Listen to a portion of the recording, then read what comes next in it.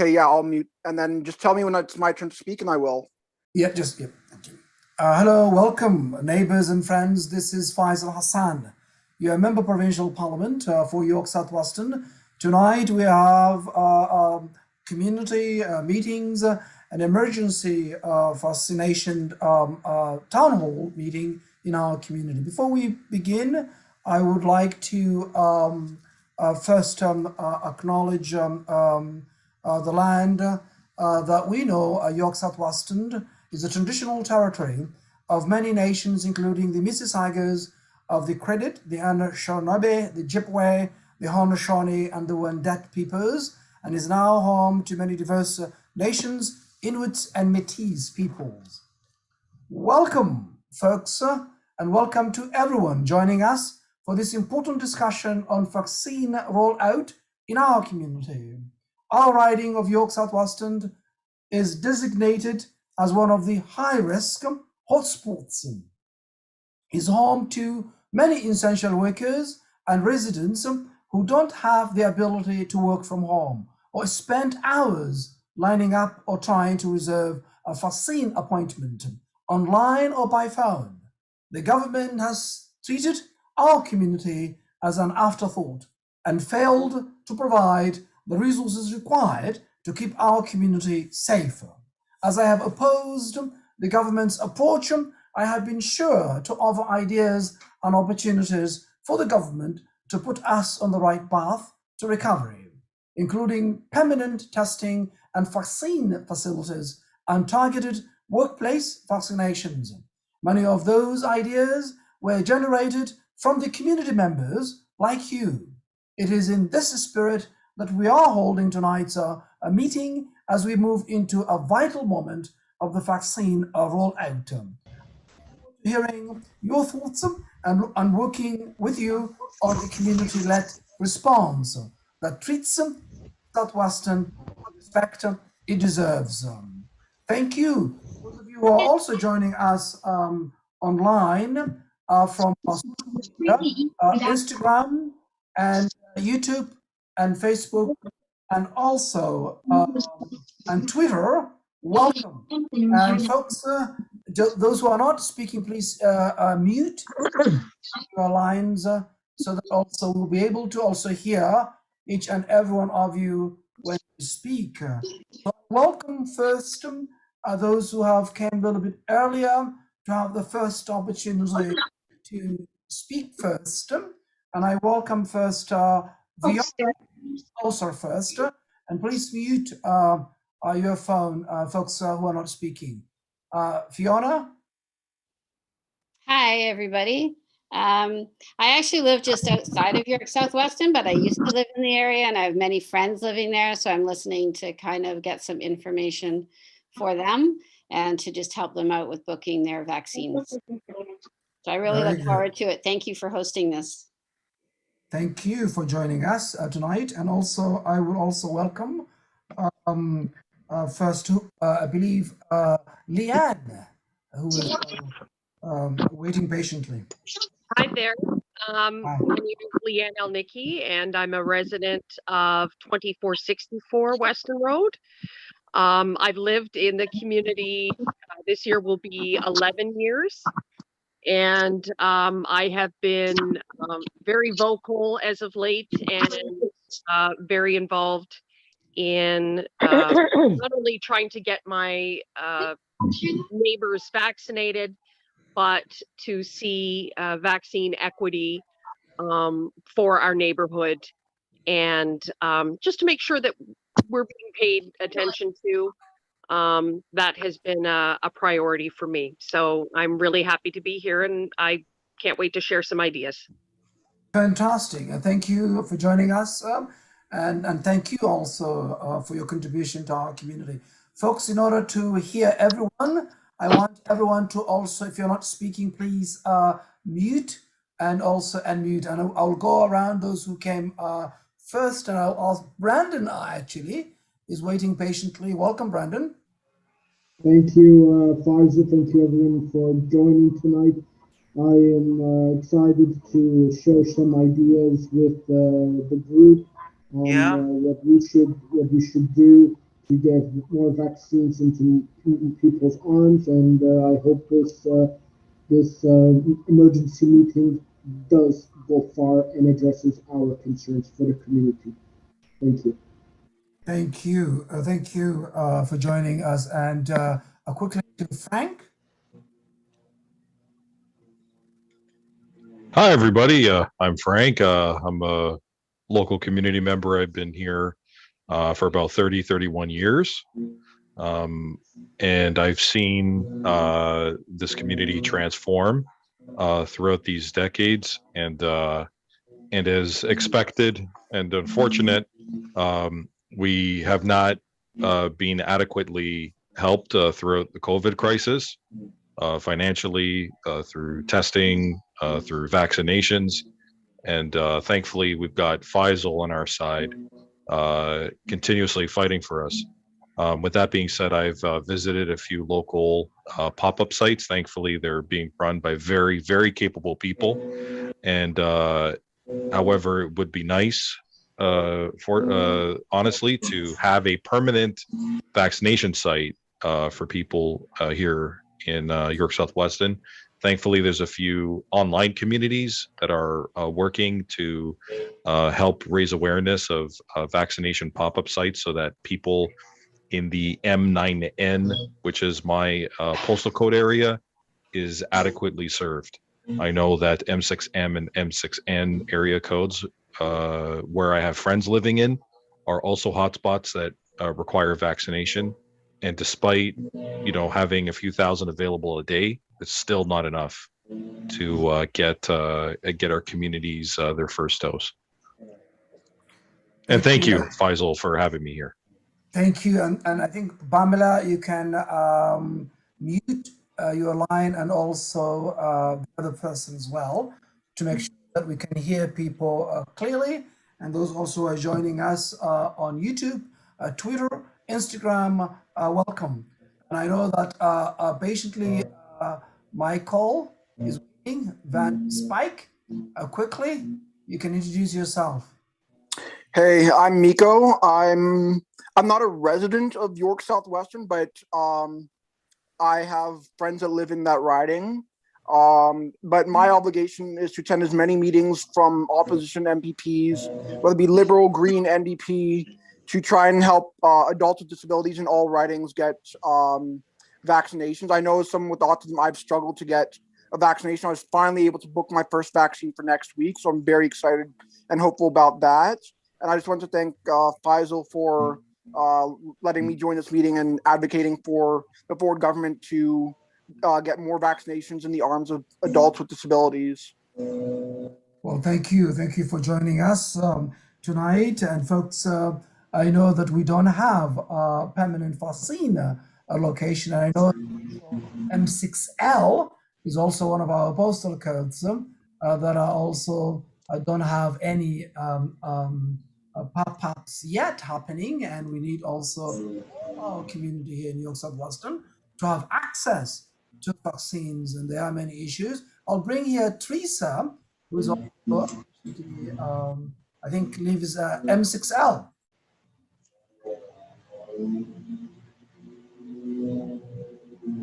Thank you, Faisal. Yes, we are in M6M area of York South-Weston. Thank you so much for all your good work, Faisal. We really appreciate the pressure that you're putting on this government to pay attention to our area. The reason why I wanted to participate, I don't know that I have any suggestions because you're doing a really good job presenting all kinds of options.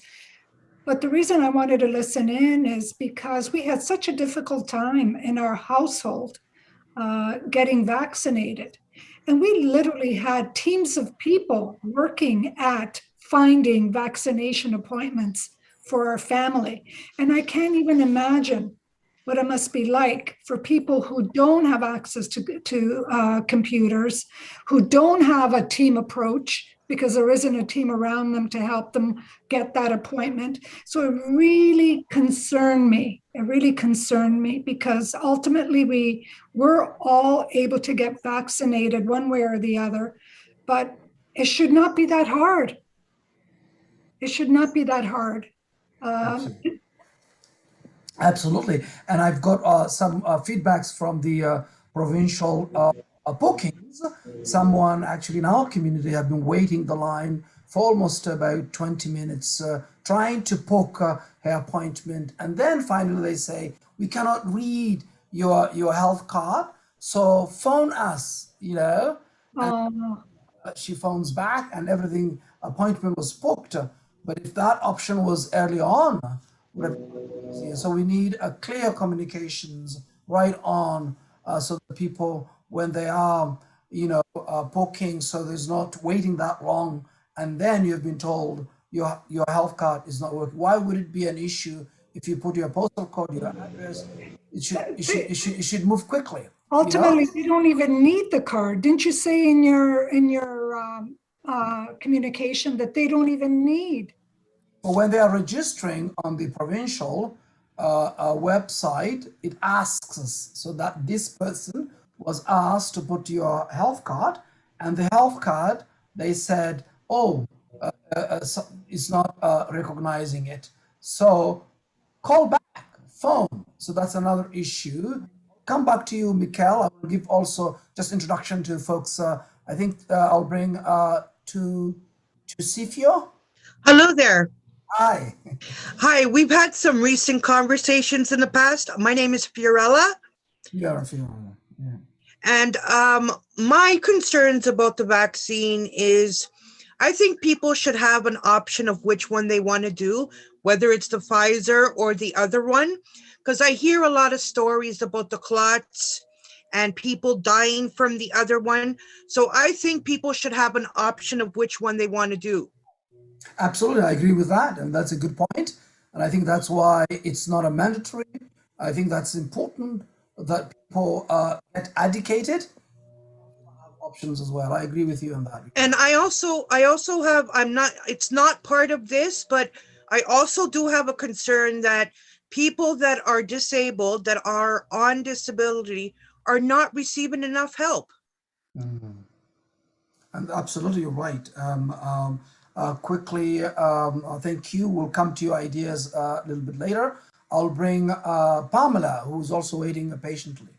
Yeah. Can you hear me, Pamela? Yeah. Yes, sorry, I had my mouth full of eating my dinner. I just have a question. I am here to listen, but I have a specific question about the Pfizer. Okay, what's your question? So I just heard that they said, wait, I have to think of how to ask this, that, the first dose is only, I don't remember, like 50% efficacy, but the second dose is, I think they said 90% efficacy. But when they talk about the all the different vaccines, why aren't they being specific in the information? Like they're saying that, like 40, you can wait 4 months for any individual dose, where blatantly, if you go to the AZ one, it says that you should have to have that within like 28 days, right? So I find that they're giving us general information and not specific information. So you would like to have more information, more medical information, and that's a very good point. But specific, not general. Like, don't say, well, the efficacy is 80%. Well, 80% for who? Yeah, very good point. You know? Yeah. I That's think the how I SAM feel. table can give us more information, more so that people could be educated and be answered those questions. I'm not a doctor, so I won't be able to answer specifically that kind of detail of it, but definitely we'll advocate to make sure that people are provided that information. Okay. I'll come to Linda and then Saharla. Mute. Yeah. Hi. I guess Linda is taking her time. Maybe welcome Saharla quickly. I think so. Oh, hi. Hi. Welcome. I'm a resident of York South-Weston, and I just wanted to listen into today's meeting about the vaccinations. And a question I had from people is, why isn't the vaccinations more centralized, the M6N, especially since it goes all the way to St. Clair? I had residents ask that. Very good, and that's very good. I think the answer to this is this our have been neglected, and I have been advocating to make sure that our community is given that respect we deserve and resources as well. So I think that's a very important, that we need all our postal codes, which are termed as hotspots, is part of the high risk neighborhood. We should be able to provide those resources here. Please mute if you are not speaking, so that we can also make sure others can hear us, and also those who are joining us on social media, Twitter and Instagram and YouTube and Facebook. So I will then welcome quickly Linda.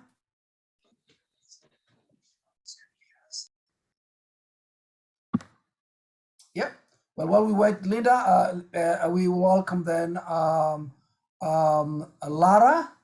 And I think also Lara has already a question, I think, and your question was, I think you already registered. Why are we having people congregated to potentially get an appointment or shot when this can all be done online and paper forms can be made available to those who do not have access to technology? Exactly. And I think we see that in some neighborhoods, there's never been any lineups. People have been given the opportunity to book their own schedules, and it have worked for them in many parts, such as our community and hotspots and high-risk areas. We have been asked to line up. And in our community lately, we only had 4 or 5 pop-ups so far that is going on. There's some positive aspect of that, but I think we need a permanent foreseen location, and we want also our people can actually book easily, and this is not happening, and that's, I think it's a very good point there. I welcome okay, Mikhail, you have a question quickly.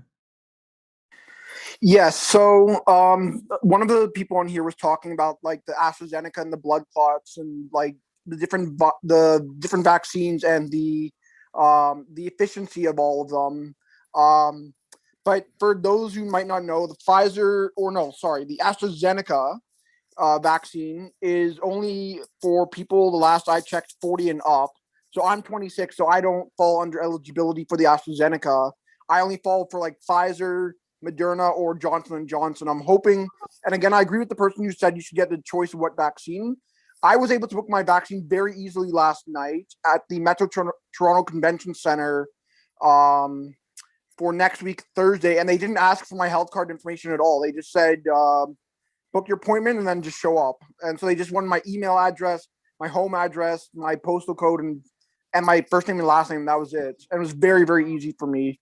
And you did this last night, you did that? Yeah, online. Okay. So and they didn't ask for my health card whatsoever. They did not whatsoever. I know that the Metro Toronto Convention Center is a permanent vaccine site, and so I know on different dates they're doing different types of people, but yeah, that's how I was able to get my first, how I'm able to get my first dose next week, Thursday. Well, thank you, but you didn't book provincial bookings, right? I don't know. My mom booked it for me, but she said they just wanted, like, again, my cell phone number, my email, my first name, last name, and my postal code. They didn't want anything with my health card or anything.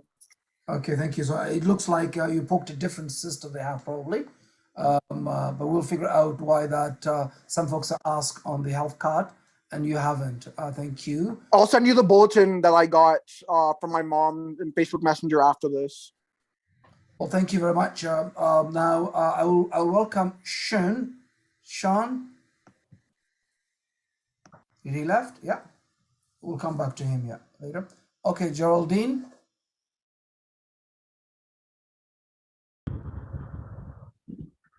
Hi. Hi, Geraldine.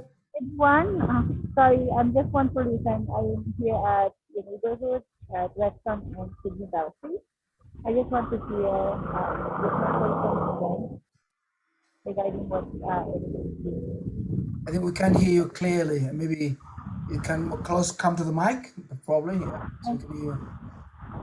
Sorry, I'm Geraldine Estrata from your neighborhood here at Weston and Sydney Belfry. I just want to listen.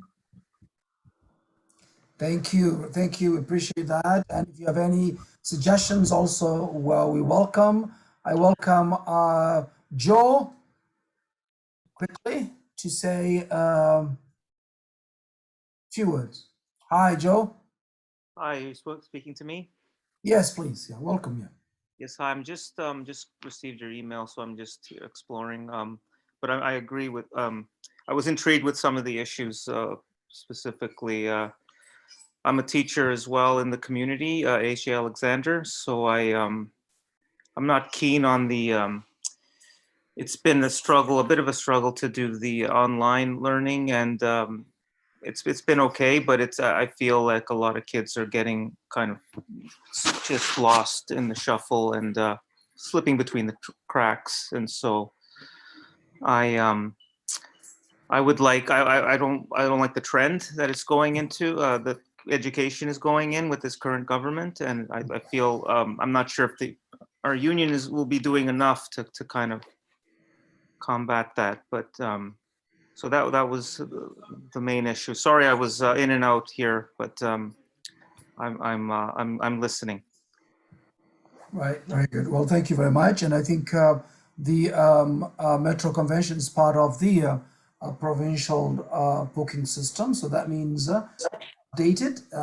Then for that, that's good news. I have a comment to make. Sure, quickly. I just booked my vaccine today. So basically, I fall in the bracket of 40 and up. So right now, it petrifies me that I would fall under the other vaccine, which is not the Pfizer, but the other one. So I feel like I'm thinking twice about this of actually, saying, do I really want to, do it and then not knowing what's going to happen after that? So that's why I made the comment about people should have the choice of which one they would want to take. Yeah. Well, that's fine. I mean, you expressed your views, and that's fine. I think we need to educate the public. We need to provide more information. I agree with you, so that you will be able to know these are safe vaccines. Keep on. Yeah. So could you mute also your phone? Could you just mute? Yeah, very good. So that's excellent. So I see those who haven't spoken yet. I think I see Monogari. Maybe welcome, Monogari. Hi, how are you? Good, and you? Yeah, we are fine. I just want to say hi, and I'm listening. Very good, excellent. Thank you. That's great. And just you can then mute yourself. And I think Crystal hasn't spoken yet. I think Crystal. And then after that, Vicent, and also Pamela wants to come back. So, Crystal, while we wait, maybe we go to Vicent first. And then we'll come back to Crystal. Okay? Yes. Hello? Hello, yes. Vicent. Yep. Yes, so I'm just addressing some of the questions that some of the individuals over here had. They were very interesting as they're taking precaution to some of the vaccines. As a nutritionist and dietitian and as a professional health and wellness coach here in Toronto, I think that these questions are very, very, very valuable as far as the safety and efficacy of some of the vaccines. Johnson & Johnson, for example, has been one of the most horrible ones worldwide. And I find it very interesting that here in Canada, they're pushing AstraZeneca as to where many parts of the world have completely not just stopped it, but also banned it. I think in your vaccine black task force, you had a doctor named Dr. Odiyama, who I know personally, and also Dr. Upton, who was an epidemiologist. They both gave us information in one of our last webinars here, that 80% of the people who have severe COVID-19 are either overweight or they have a very low deficiency in vitamin D. So I think that before anybody rushes to as some of the viewers here said, they have a little bit of hesitancy. I think rightfully so. The information has been lacking. I think that before rushing into that, there should be information about real health as far as diet, nutrition, prophylaxis method, and also a prevention method. Well, thank you for your comment. That's fine. We give everybody a to say their points, but I think the Crystal quickly. I just joined a few minutes ago, so I'm not sure what I. Okay, we'll wait for you then. No worries. Well, and then you can... but I'll just say, like, I've been writing to you a lot, Faisal, and you've been responding, and a lot of other people have not responded. So thank you for doing that, and for the work that you've done. I think that it's made a difference in the past week or so. Things have really seemed to get better in my neighborhood in terms of the pop-ups that have been available for people. So there's no lineups. Like, I think that a lot of people complaining and the work that you've been able to do has helped. So thank you for that. I got my vaccine at Charles Webster last Friday. So Fantastic. Thank you.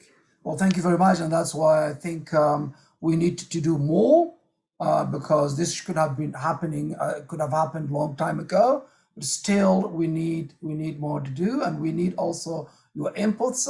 I think now what we have is actually everybody could mute and then use the hand raising function, and that way I will be able then to put you in that line as you.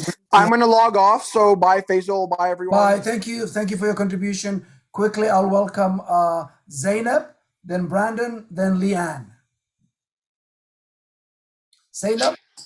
Hi, good evening, Faisal. Yeah, good evening, Faisal. I just want to comment about the job you're doing. It's wonderful. You work so hard, our York South, because last time when we have a meeting, we talk about the vaccine, and it's really now is a lot of things change because your hard work. I say congratulations and thank you for your hard work for York Southwest. Yeah, that's all. That's my comment. Well, thank you. Appreciate it. And also, we want also any contributions you have also we do appreciate. And I do think Pamela raised early on, I forgot about it, her hand. Maybe I will get first quickly. Oh. Sorry. I no, my question is the AZ the only one that there's been any difficulty with? Say it again? Is the AZ one the only one that there's been medical difficulties with? I can't comment on the medical aspect of it because I don't know much about in terms of I'm not a medical expert. I'm your representative, but I think we will need to get you more information about that specifically in detail of it. But I think it's always good, Pamela, for you to search more information, about that. And I think so how do I get that information? Maybe if you send me an email, I will be able to ask some doctors for you and get you on that aspect of it. Yeah. Okay. And also, Faisal, I will add that every morning, 7 o'clock, there is a 24 the TV. The city is information about vaccine. The question for the doctor, you can call too, and you can join that one too, or you can listen. Yeah, every morning, 7 o'clock. CP24. Oh, CP24. Okay, that's another. I have had my first shot. I had the Pfizer like months ago. I'm still waiting for the second one, but I just had the concern because I hear about the AZ and just was wondering. So, but I will do that. We can get more information to you. Just send you, Pamela. And okay, Brandon. I think. Zainab, you can maybe lower your hand function, and then also Brandon, unless you want to go back to the line. Yeah. Brandon, quickly. Thank you, Faisal. Thank you, everyone. Well, I like the fact where people 18 plus are getting vaccinated in the community. But what I would like to see now is people 12 and 17 plus get vaccinated, because today in Quebec, the Quebec Minister of Health and Social Services announced today that they're going to be vaccinating children 12 to 17 years old. And as a province, we should consider vaccinating the people 12 and 17 years old now, because they're going to vaccinate the 12 and 17-year-old children at the end of June. And I hope we do the same thing here in Ontario as well, moving quickly. Thank you, Brandon. That's a good suggestion. Leanne? I'm shaking my head and I'm reacting to a lot of the comments that people are making because I happen to be privy to a lot of the information because I work in the media. So if I can just say really quickly that there is information out there about all of the vaccines. You just have to find the correct sources. I'm partial. I work at CTV. So I know that every day we have doctors on. Dr. Abdu Sharkawi is a frequent contributor to our program. Dr. Isaac Bogach, Dr. Michael Warner. These are all names that you've probably seen in the media. They're trustworthy sources. So you can get the information out there that you need. You just need to know to go where to find it. But trusted news sources such as CTV, CBC, you can find lots of great information on those websites. So I hope that can help some of you. I think that as there have been with a lot of things with this current government, there will be a postmortem months from now on this vaccine rollout. And I'm kind of over being angry about it. And I'm at a new phase now, and that is just action and how can I get more neighbors vaccinated. So one of the ideas that I've come up with, and I would encourage you that if you hear anything that I'm about to say that you like, or that you can share some more ideas, if you could reach out to Faisal and perhaps we can coordinate. But one of the barriers to getting vaccinated that I don't feel has been addressed is language. We know very well that there are a lot of community members in York Southwestern who do not have English as a first language. And, I've been out hanging signs, advertising pop-up clinics, and I worry these signs are only in English. So what I would like to do or see organize or help organize is a day that is just an information day where we set up somewhere such as the first thing that came to mind was the Real Canadian Superstore, a grocery store that has a lobby, that has space, that people, everybody has to grocery shop, right? So what I'm thinking is we get some community leaders, we get some doctors in there who represent a bunch of different languages, and we invite people, come and ask us your questions about vaccination, because I believe that within certain cultural communities there's still a lot of vaccine hesitancy. And I think that if we can reach people in their own languages, their mother tongue, we have a better chance of seeing some of our neighbors getting vaccinated who otherwise may not, especially if that information is coming from a trusted source, such as a doctor or somebody else in public health. So Faisal, I think that on my own, what I'm going to do is reach out to Toronto Public Health and see if I can make any contacts there. And then, you and I can liaise and obviously this is something we'd want to do safely, maintain social distancing, all the rest of it.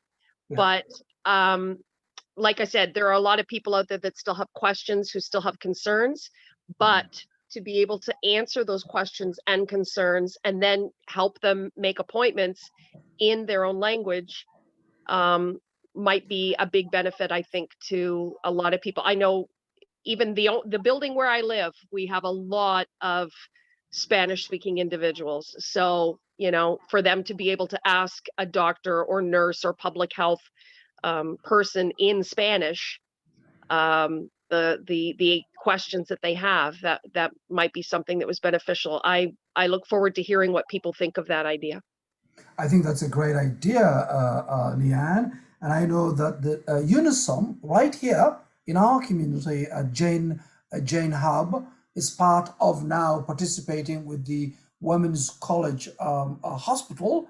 They have resources of also different language materials already available in these different languages. All we need is to connect to the ethnic media and ethnic radios and community organizations that are serving them to basically spread that message, So we need to just basically engage with Unisom at the Jane and Hub location, where they have really doing a lot of work there. Already they have translated all these languages in our community, and they have done early on COVID last year, and now have been spread those into the community. But we need to also take it into the ethnic media as well, and their radios, their televisions, and into the newspapers, and also where the community gathers that those information is being available. And excellent. Thank you. And obviously, I saw somebody's point there saying that, might not be a good idea to congregate. I think that's why I want to reach out to Toronto Public Health and see what they have to say. I think there is a way to do it safely. It's just a matter of picking the right location and publicizing the event, properly, so that we can reach people who aren't being reached right now. Short of going and picking people out of their apartments and dragging them to a pop-up clinic. Absolutely. And also Ontario Doctors Association have already done so much linguistic translations of these informations as well. So there are tons of resources. All we need is to distribute in different channels where these people get their resources and their informations. And that's where the government to provide connect them to the resources is a big thing, because I think that's a major barrier in racialized communities, is that people don't know where to go for that type of information. So it could go a long way. I think that I'll put out some feelers myself, and you and I can touch base. And absolutely, we'll be happy to work with you on that. Anywhere to promote information in our community, we can work together as well. I think I know some members of the media, so I might be able to get the media to come. That's what we want. We want the media to come, Leanne, and work with us and with the community too, to spread that message clearly. And Brian, I think was patiently waiting. Welcome, Brian. Yes, hello. Hello, Brian. Yeah, my microphone was turned the other way. Okay.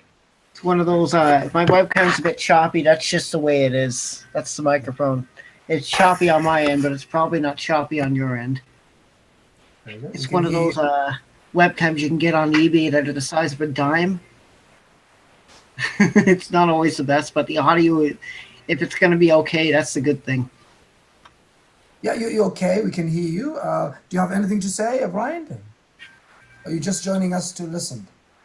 I primarily just joined to listen, but I thought I'd just comment on, I know you brought up the information about sometimes unreliable sources, and that part, because I missed most of the meeting because I was upstairs helping the neighbor put tape around their walking stick to keep the rubber portion from falling off. And when I got down, that was the easiest part. So on the topic of unreliable sources, there's quite a lot of fringe groups that have been, the ones that post nothing reliable, nothing, the ones that denounce infectious diseases exist, the ones that denounce COVID-19 exists. And I've been fighting that misinformation for a long time and reporting it. So I guess pretty much, if anyone comes across it on social media, they should report it immediately and not hesitate. Don't just hide the post, but actually report it. Because I know how toxic it can be, and for some, it can actually deceive them into not trusting doctors or anybody. And from experience, I've been involved with, at one point, I was involved and almost had to come promise of losing my sanity with these groups. So it's the utmost importance to never trust anything they say, because while, yes, they're going to claim everything credible is fake, to them, it's all fake. And anything that's fake to us, like science fiction and that, is real to them. And including... I understand that, but what is there something you would like to, Brian, to contribute tonight? The challenges our community has. Anything that's another debate we can talk about. But I just want you to focus tonight about the emergency of what you want this government to do for our community, right here in York Southwest. Okay, well, the most important part is getting that. Is maybe, well, the vaccination clinic in York Southwestern. That's the most important part. And maybe that recently opened community center that's at Black Creek Drive and Eglinton. That would be the best spot for it. It's big, it's wide open space. And especially the gym part, because I rode past that on Black Creek Drive on my bike. It's big. Yeah. That would be a very, very great spot for a vaccination clinic. There's also the one at St. Clair and the one on St. Clair, that arena. Mm-hmm. That's another good spot because that's also big enough. And maybe a few other schools that are along Weston Road and just off of Weston Road, the gyms. Those are all ideal spots for vaccination clinics and pop-up ones for York Southwestern. Well, thank you. I appreciate that and for your contributions. I think the challenge with York Recreational Center is it's just driving through the challenges of buses and so forth. Yeah. But let me just welcome folks who are joining us on Facebook, and maybe Brian, you can mute your phone there, your mic rather. And I just want to welcome quickly folks who are joining us from Facebook quickly. And Neil says that more information, honest information, might help elevate the fears people like myself have of getting the vaccine. I suffer from chronic anxiety and health anxiety, and now since having a COVID last year, so now I'm very concerned about getting the vaccine. I agree with Pamela that we should have more information that goes in depth. Maybe it might help people like me that way, terrified. Well, thank you for your comments, and just gonna scroll down quickly and take those, quickly read their comments, folks who are joining us. Alvaro says, hello Faisal, how about people who work in hotspots in Toronto but live in different areas where are not hotspots? The health units are refusing to vaccinate these people. Well, definitely in our community, if you work in our community, definitely you should be also getting your vaccine because you're part of our community. Maybe you are with us the most of the day, and definitely it makes sense that you get your vaccines. Any pop-ups in our community, you can come and you will get your vaccine, okay? You simply tell where you work, the address you work, and show proof of that. You'll be able to get your vaccines, okay? And if you have any difficulties, you let me know next time, okay? All right, so that way, so you should be able to get Alfaro on that. So quickly, I'll go quickly and that. And thank you, those who are joining us from Facebook, Instagram, and also YouTube and Twitter. Welcome. And I know that our community, we have been fighting to have a permanent vaccine location. To this day, we don't have it. We have now, the good news is that we have had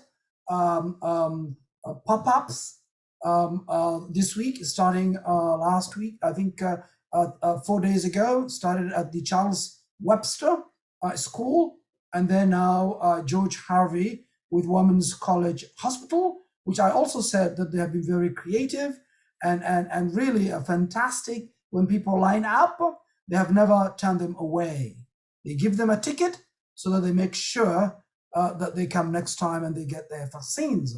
Whereas also other locations, people have reported they line up for 8 hours, 6 hours, 4 hours more times. And then when the vaccines run out, they are told the vaccines ran out already, and therefore come back again and the line again the next day. And that to me is not fair, members of our community. And I think the creativity of the Women's College Hospital is great. They've been here for 4 days now, and they have done a fantastic job. And tomorrow, they're going to be at St. John the Evangelist, right here at 23 George Street, which is also the hub of M9N.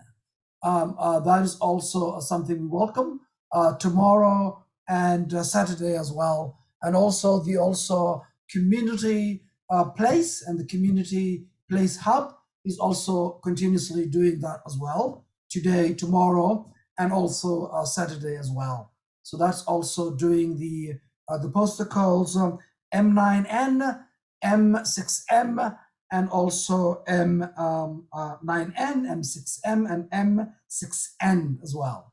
So that is also, it's happening in our community. So, but still, to this day, we don't have a permanent vaccine location where it will make sense people to simply, come when they can, book their own time, so they don't worry about today or tomorrow. People are worried about, okay, today we have a pop-up. What about tomorrow? Are we going to have the next week? What about the following week? What about the following week? And so on and so on. So if these pop-ups are going to be continuous, a permanent basis continuous, and then it makes sense. But if there is a criteria where they will tell them you have to have certain numbers of people lining up, and if the numbers goes down, then there is no pop-up, then it is a problem for our community. And we need that to be addressed directly and clearly. So we need our community, since we are hotspots and high-risk neighborhood, to have that pop-up also permanent vaccine location. So folks, I know that Frank has been very patiently here, quietly waiting. Would you like to say something? Thanks, Faisal. Many of the points brought up during this discussion are points that I have felt are very important as well, namely issues with information, the sort of ebb and flow with the and some of the uncertainty with the vaccines, because this is, I think, the first time in our history where we've literally been forced by this crisis, this global crisis, to adapt and get in a fast, safe, and effective vaccine out as quickly as possible to prevent more deaths. And I certainly hope that going forward, that we do get a permanent vaccination site. I personally, I forgot to mention in my previous remarks that I have already been vaccinated at Sunnybrook Hospital as part of a high risk individual with type 1 diabetes requiring insulin. And thankfully, the process of getting my vaccine at Sunnybrook was quite painless. It was just a matter of waiting maybe about half an hour before getting my injection. And I also think that the long lineups at pop-up sites are quite how do I put this, quite inconvenient for those who need to get their vaccines. I don't see the point in pop-up vaccination clinics if we can just have one that is permanent, that is serving people by appointment with proof of address required only, and only using one's health card as a ID of last resort to get the vaccine. So yeah, that's pretty much my primary concern with regards to vaccines, is to get a permanent site so that people in our community can get a vaccine. And I don't buy into the remarks of vaccine hesitancy by your colleague at Queen's Park, Christine Elliott, on the government side.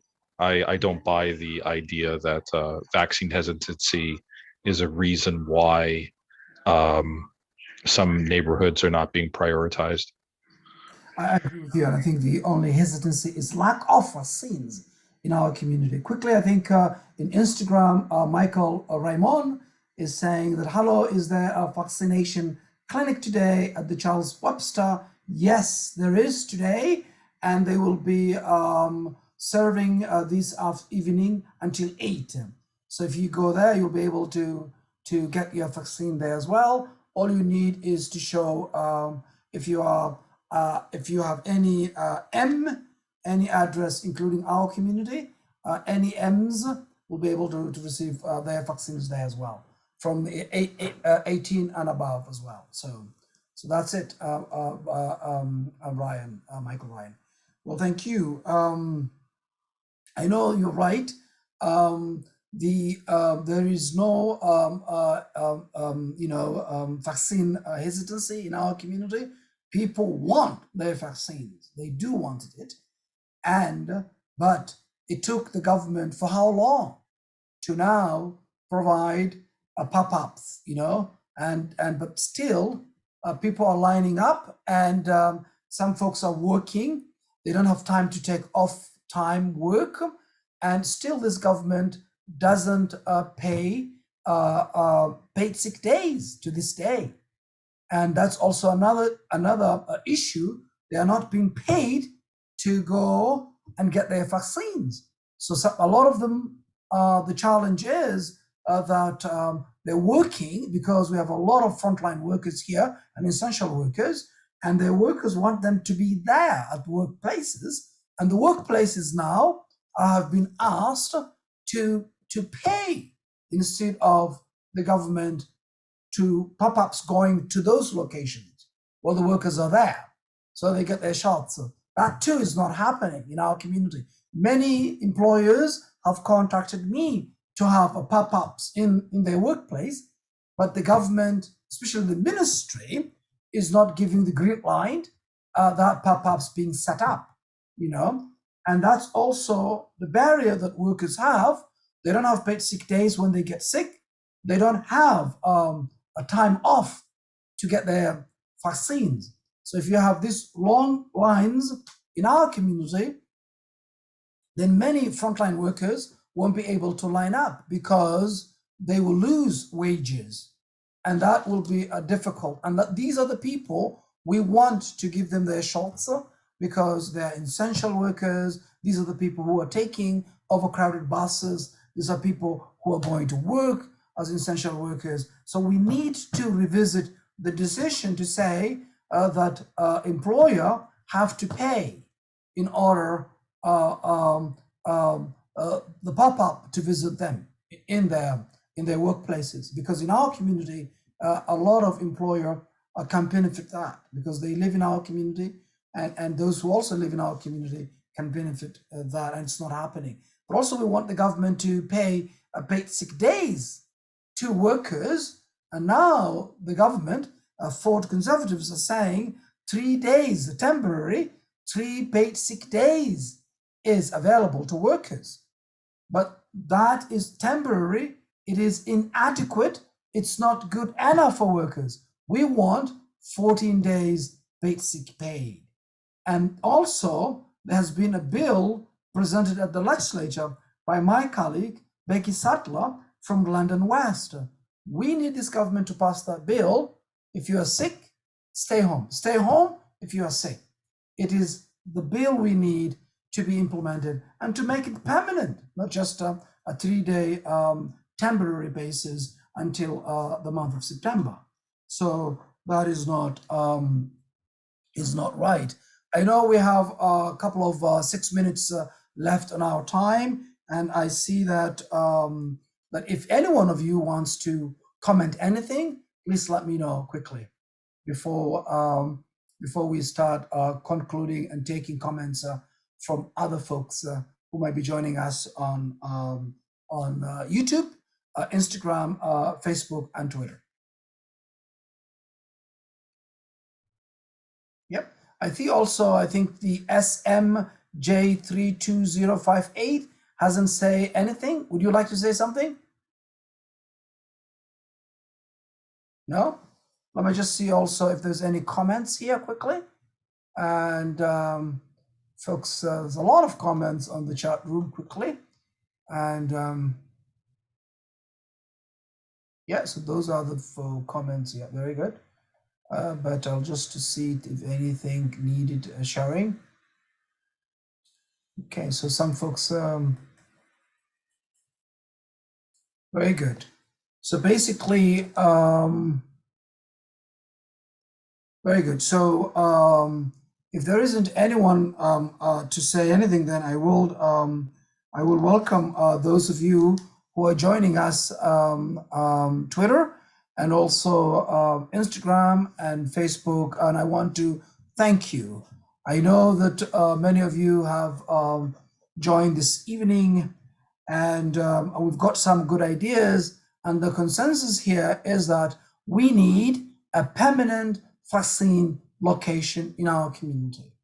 And that is what the community wants it, and that's what the community needs. Because that way it's a convenient, those who are working late hours, those who are working shifts, those who are basically worried about losing a wage, they won't be able to come out and line up for vaccines. And we want them to get it. Also, we need to do a better, those who are homebound. There are many of you have contacted us that your father, your uncle, a family member is bed ridden and they cannot go out and get their vaccines. So what about them? You know, they have been asked to put their names in a waiting list, and slowly and gradually it's not moving. It's not moving, and it's now already in middle. We are in May already, and we need a better system where we could also have a pop-up going around our community and also neighboring communities to folks who are red-bidden or homebound individuals, that they could be also a pop-up for them. People could go and get their vaccines there. And that, I think, is also things we need that you guys have said to me and mentioned about so we don't forget anyone, or we don't left behind our seniors. We already seen the situation of the long-term care and long-term homes and home care, the situations and what the military have revealed. And now we need to do it right to do that in order to get folks, everyone vaccines. Then we need to put resources to make sure that these mobiles that are going to homebound, they're available and they're ready to go. Thank you, folks. Thank you to everyone who have joined tonight. And thank you all for joining me this evening with your questions, comments, and ideas. As we work to tackle this pandemic together, it is frustrating that York South-Western has a population that is disproportionately affected by COVID-19, yet doesn't get the priority it deserves. From a public health perspective, the COVID response needs to be done equitably, and that is not happening. We've seen that, and we want it equitably, and that is also addressed immediately. We need to do better, we need to be better, and we need to provide for those that need the vaccine in the fast way, including those who are bedridden, those who are not able to walk into the pop-ups, because that's the only thing available in our community at the moment. And thanks to Humber River Hospital, thanks to Women's College Hospital, UNISOM, and Black Greek health community, I remain committed to bringing the resources our community needs, including a permanent vaccination facility. And I look forward to working with stakeholders, community members, other levels of government, municipally and federal government, to bring more vaccines in our community and to the province, and community members like you to accomplish this important work. I thank you, and thank you for joining us. And until then, I know you can join me, those of you who usually join on Saturdays. I also have a coffee time where we can also answer your questions and comments every Saturday from 3 to 4. So if you have any questions, or if you want to talk to me, you can join me also live, Faisal Hassan, NDP, from my page or Twitter or also Facebook or Instagram. Until then, folks, thank you to everyone, Teresa, to Brian, to Frank, to everyone, and to Sarah. Thank you and have a wonderful evening. See you then.